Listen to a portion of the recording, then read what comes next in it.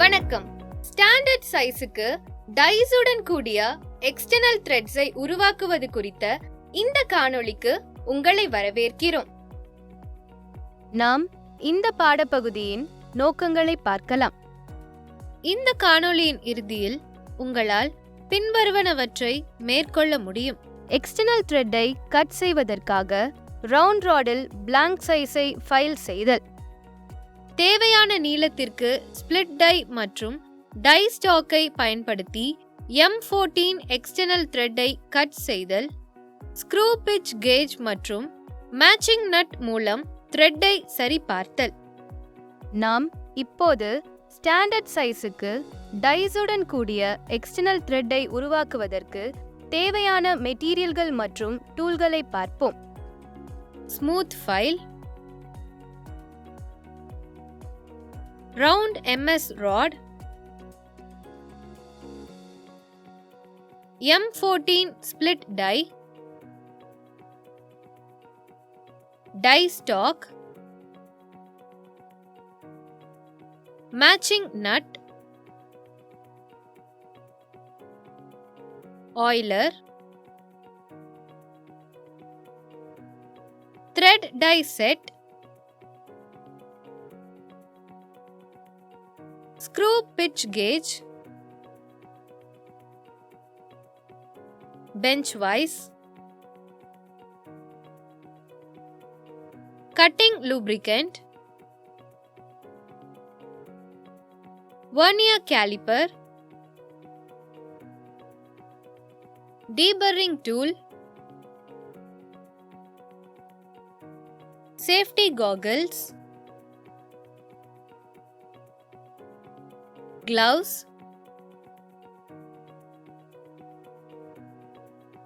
chip brush. இப்போது நாம் டைஸுடன் கூடிய எக்ஸ்டர்னல் த்ரெட்டை உருவாக்குவதற்கான செய்முறையை வரிசையாக பார்க்கலாம். எக்ஸ்டர்னல் த்ரெட்ஸை உருவாக்கும் செயலின் போது காயங்கள் மற்றும் ஆபத்துகளிலிருந்து பாதுகாக்க பாதுகாப்பு கருவிகள் அணிவதை உறுதி செய்து பாதுகாப்பான பணி சூழலை உறுதிப்படுத்திக் கொள்ள வேண்டும். ரா மெட்டீரியலின் சைஸை சரிபார்க்க வேண்டும். சிலிண்ட்ரிக்கல் பிளாங்கின் பரிமாணங்கள் தேவையான அளவுகளில், அதாவது 13.9 மில்லிமீட்டர் டயமீட்டர் மற்றும் 40 மில்லிமீட்டர் நீளம் இருக்கிறதா என அளவெடுக்க வேண்டும்.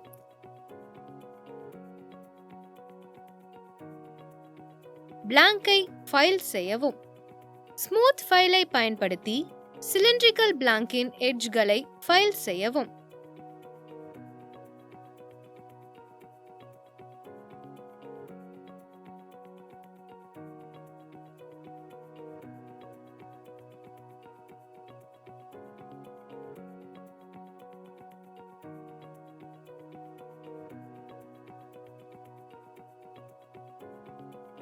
சாம்பரிங் செய்யவும்.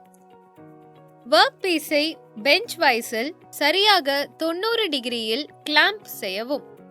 ஸ்மூத் ஃபைலை 45 டிகிரியில் வைத்து 2 மில்லிமீட்டர் ஆழத்திற்கு ராடை ஃபைல் செய்ய வேண்டும்.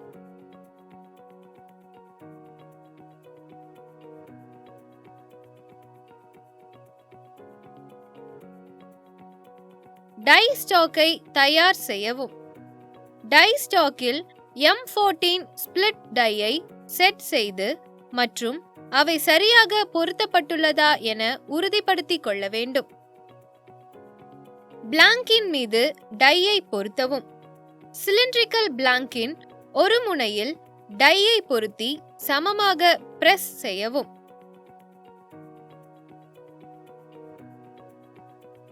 டையை கிளாக்வைஸ் திருப்பி மெதுவாக த்ரெட்டை கட் செய்ய தொடங்கவும்.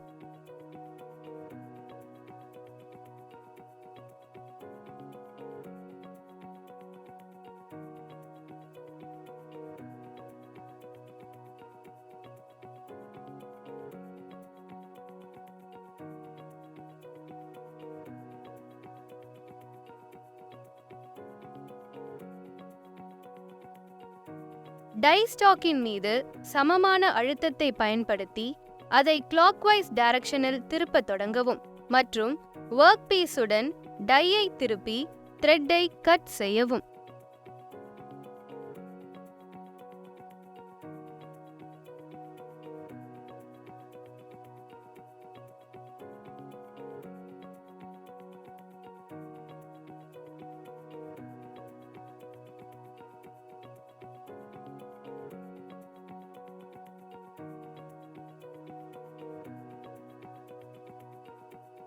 சிப் உடைதல்.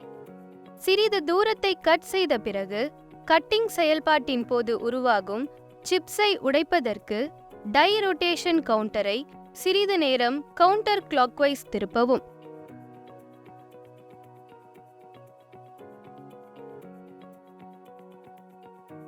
ஆழத்தை அதிகரித்து கட் செய்யவும். டை ஸ்டாக்கில் உள்ள ஸ்க்ரூஸை அட்ஜஸ்ட் செய்வதன் மூலம் கட்டிங்கின் ஆழத்தை அதிகரிக்க முடியும்.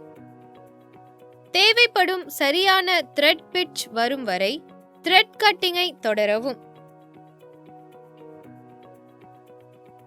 பிளாங்க் மற்றும் டையை லூப்ரிகேட் செய்வதற்கு சிறிது ஆயிலை பயன்படுத்தவும்.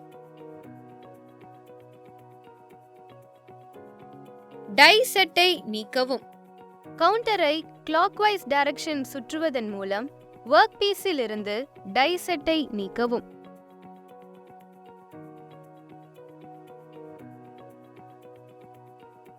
சிப் பிரஷை பயன்படுத்தி சிப்ஸை நீக்கவும்.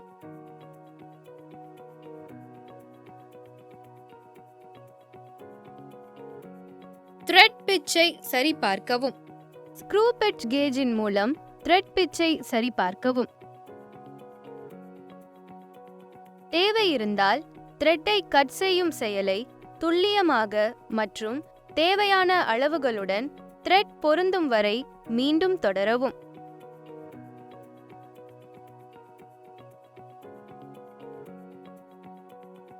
ஆயிலின் பயன்பாடு.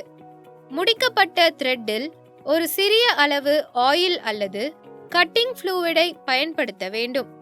இது த்ரெட்டின் லூப்ரிகேஷன் மற்றும் பிரிசர்வேஷனிற்கு உதவுகிறது.